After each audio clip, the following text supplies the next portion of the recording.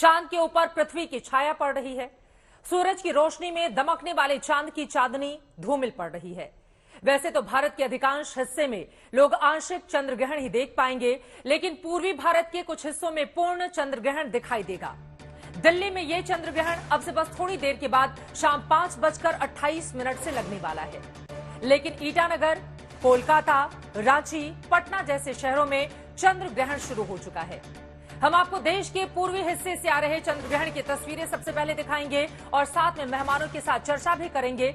हमारे साथ ज्योतिषाचार्य भी होंगे जो चंद्र ग्रहण की पौराणिक मान्यताओं और ज्योतिषीय प्रभावों के बारे में हमें विस्तार से जानकारी देंगे। और हमारे साथ वैज्ञानिक भी होंगे जो इस खगोलीय घटना का वैज्ञानिक महत्व हमें समझाएंगे। लेकिन सबसे पहले आपको एक रिपोर्ट दिखाते हैं कि कार्तिक पूर्णिमा पर लगे इस चंद्र ग्रहण के मौके पर देश के तीर्थों में क्या है तस्वीर।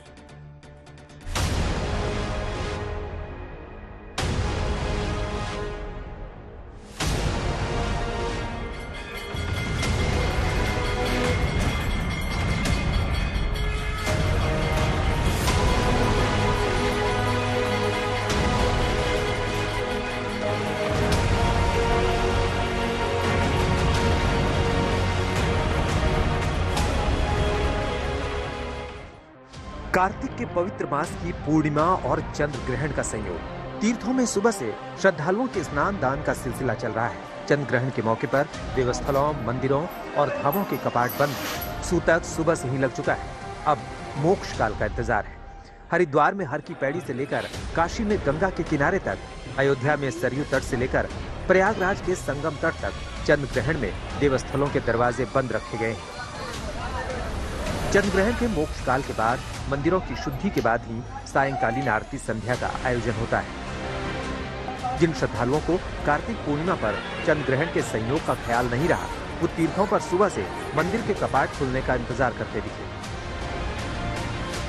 इस बार के चंद्र ग्रहण के कारण श्रद्धालुओं को ग्रहण से पहले स्नान, ग्रहण के दौरान तीर्थों पर स्नान और फिर मोक्ष काल के बाद स्नान के 3-3 मौके मिले।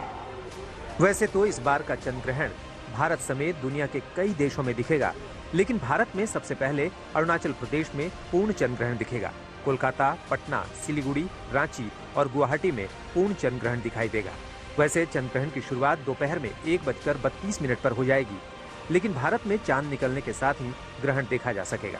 ये पूर्ण चंद्र ग्रहण शाम 7:26 पर समाप्त हो जाएगा।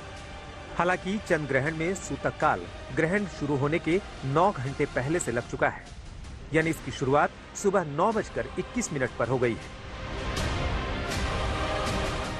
वैसे तो चंद्र ग्रहण एक सामान्य खगोलीय घटना है, जब सूरज का चक्कर लगाते लगाते चांद और पृथ्वी एक सीध में आ जाते हैं तो पृथ्वी की छाया चंद्रमा पर पड़ती है।